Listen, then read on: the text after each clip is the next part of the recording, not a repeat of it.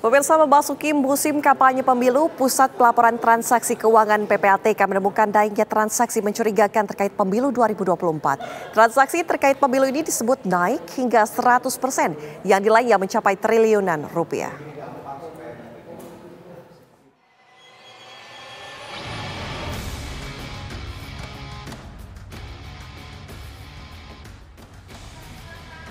Menjelang pemilu 2024, Pusat Pelaporan Transaksi Keuangan PPATK kembali memicu polemik. Ketua PPATK Ivan Yustiavandana menyebut terjadinya lonjakan transaksi mencurigakan terkait pemilu 2024.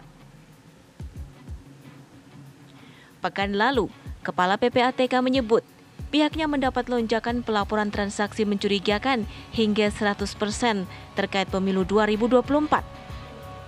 Total transaksi mencurigakan ini diperkirakan nilainya mencapai triliunan rupiah. Uniknya, PPATK menyebut adanya aliran dana mencurigakan dari transaksi tambang ilegal yang masuk ke rekening orang pribadi atau pihak yang terkait dengan pemilu.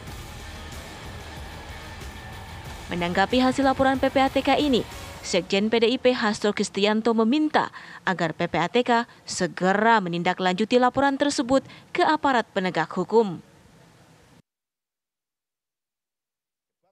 Di KPU itu, sehingga diperlukan suatu upaya agar menjaga sehingga hal-hal yang transaksi-transaksi yang mencurigakan, apalagi itu dana dari sumber-sumber dana yang tidak bisa dipertanggungjawabkan, itu diperlukan ada institusi yang melakukan pengawasan. Karena itulah kami minta untuk PPATK juga menyampaikan ke publik, sehingga sangat jelas. Karena saat ini pun pemenangan Pak Ganjar Prof Mahfud ini dilakukan dengan spirit gotong royong rakyat yang bergerak.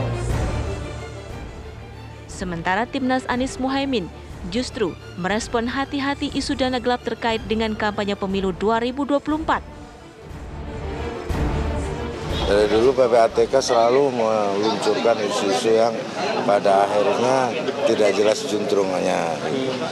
Jadi ini kaitannya pemilu, ngomong lagi soal dana tambang untuk pemilu. Nanti diusut, dibuka, ternyata nggak jelas ujungnya. Jadi maksud saya, kalau sudah clear, nggak usah dipublikasi, koordinasikan dengan aparat hukum lainnya, tetapkan siapa yang masalah di situ. Itu lebih bagus daripada nanti kami terus menuding sana sini kan. Kita nuding A, nuding B, pasti tudingan kita akan jelas kemana arahnya. Meski belum pasti terkait dengan aktivitas pidana, laporan PPATK seharusnya direspon berhati-hati bagi seluruh aparat penegak hukum. Tim TV One mengabarkan.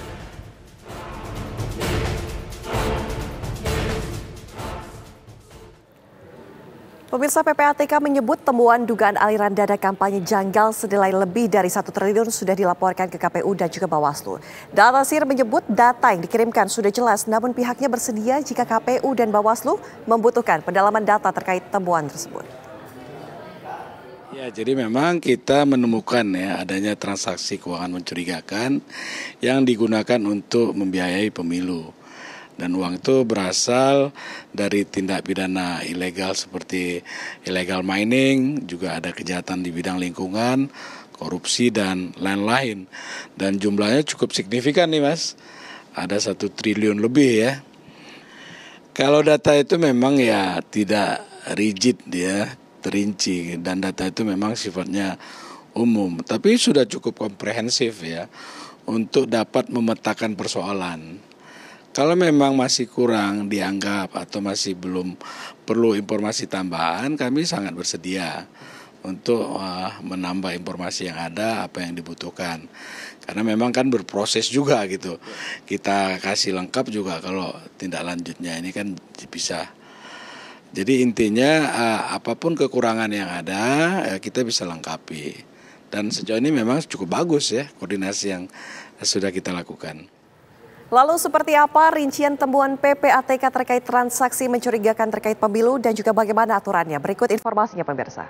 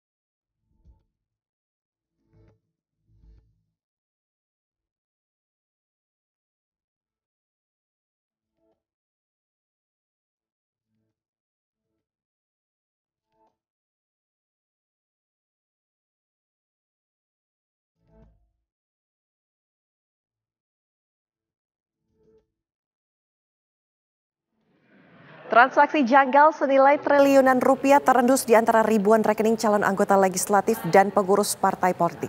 Masing-masing kubu capres dan parpol pendukungnya mendesak temuan transaksi janggal dana kampanye ini segera diusut tuntas.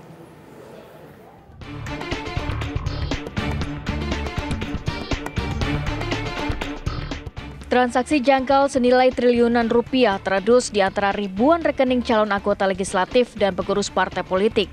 Sebagian dana janggal itu mulai ditukarkan ke nominal lebih kecil, diduga untuk politik uang jelang pemilu. Sumber dananya juga beragam dari hasil kejahatan lingkungan hingga perbankan. Bagaimana pola aliran transaksi janggal dana kampanye ini?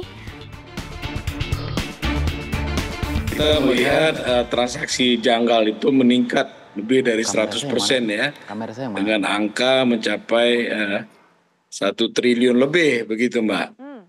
Nah, kalau kita lihat definisi transaksi keuangan mencurigakan itu adalah transaksi di luar dari profil nasabah.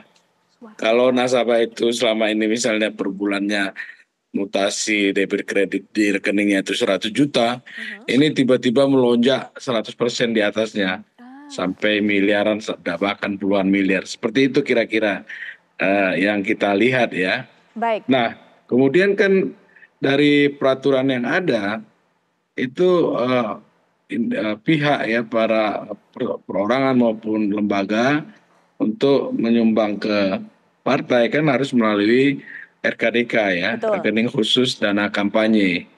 Nah, kalau kita lihat di RKDK ini relatif tidak begitu banyak mutasi di rekeningnya ya, tapi yang terjadi adalah banyak sekali itu mutasi kredit debitnya yang sampai triliun itu para paslon ya, calon ataupun pihak-pihak yang terkaitnya. Undang-Undang 7 tahun 2017 maupun PKPU bahwa batasan seseorang itu untuk menyumbang itu 2,5 miliar.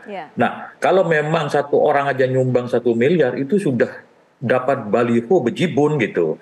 Apalagi ada perusahaan yang 25 miliar. Nah, kembali konteksnya terhadap temuan PPATK, selama itu tidak sesuai ketentuan hukum, artinya sumbangannya misalkan perorangan melebihi dari 2,5 miliar, perusahaan melebihi dari 25 miliar, yaitu namanya melanggar ketentuan perundang-undangan sehingga wajib ditindaklanjuti gitu. Jadi saya kira rumor apapun temuan-temuan dari PPATK itu jangan hanya menjadi konsumsi publik yang arahnya nanti malah menjadi fitnah kemana-mana. Lebih baik terang benderangkan saja siapa itu, namanya siapa, dan tindakannya nanti seperti apa, mencurigakannya seperti apa. Saya kira itu lebih fair daripada menjadi bahan kecurigaan satu sama lain. Masing-masing kubu capres dan parpol pendukungnya mendesak temuan transaksi janggal dana kampanye ini segera diusut tuntas, jangan sampai menyudutkan salah satu pihak. Dan dari awal sudah ketahuan siapa yang jor-joran, siapa yang kekurangan duit, siapa yang APK-nya nggak ada, itu sudah ketahuan dari awal. Dari mananya ketahuannya, Bang Nahra? Ini, jadi di antara 3 paslon ini ada 2 lainnya yang mereka takut kalah, sepertinya ya. Maka dari awal itu kan ada yang misalnya ya, udah jauh hari udah mengangkut apa namanya itu, baliho, spanduk, pakai truk, ada yang pakai plat merah segala. Kemudian ada perusakan-perusakan terhadap paslon nomor 1 misalkan, ini sering terjadi nomor 1 itu. Dan ini ketahuan sekali bahwa paslon selain nomor 1 paling takut dengan kekalahan. Oleh karena itu mereka sangat gencar sekali memasang APK di semua kota Indonesia, dan mereka tidak tertandingi. Anda kalau Mbak Ayu, kalau Mbak Putri kalau melihat paslon nomor 1, APK-nya nggak banyak, nggak ada, bahkan nggak ada. Kalaupun ada, itu paling umurnya semalam, besok pagi sudah nggak ada. Di Sumatera Utara itu baru dipasang berapa jam, tahu-tahu sudah menumpuk di sebuah hutan. Ini yang menimpa paslon nomor 1. Saya nggak tahu ini penyebabnya apa, tetapi paslon nomor 1 nggak memiliki beban apapun, beban masa lalu yang mereka mengatakan Pak Anies dan Muhaimin itu nggak punya beban bahwa mereka takut kalah. Nggak ada. Kami jelas bahwa Partai Gerindra sendiri kan sudah setiap tahun mendapat satu gelar bahwa kita adalah partai yang transparan. Artinya ketransparansinya daripada Partai Gerindra ini dan tentunya Pak Prabowo ini juga adalah merupakan komitmen bahwa kita adalah partai yang benar-benar menjunjung tinggi untuk tidak ada permasalahan korupsi.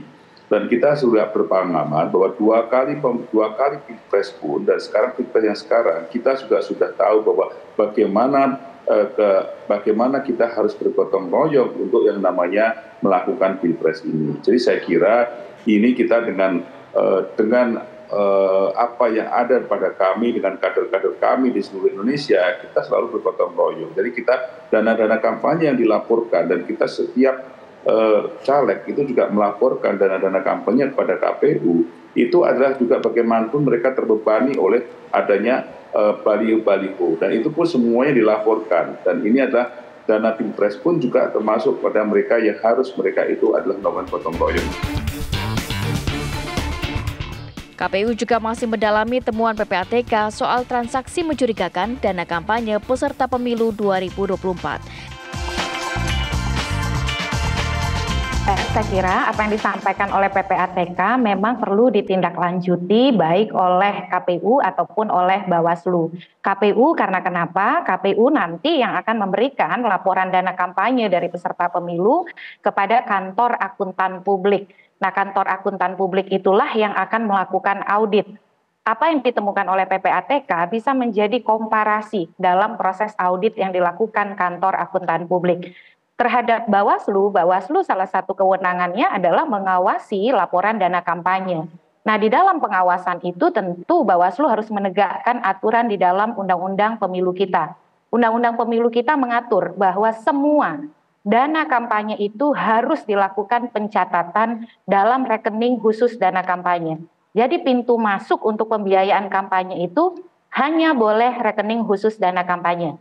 Nah, kalaupun ada sumbangan berupa natura ataupun jasa, itu tetap harus dicatat dalam laporan penerimaan dan pengeluaran dana kampanye yang kemudian harganya disetarakan dengan harga yang wajar di pasaran. Jadi sumbangan individu itu tidak boleh lebih dari 2,5 miliar, sedangkan sumbangan dari badan hukum swasta itu tidak boleh lebih dari 25 miliar. Tim TV One mengabarkan.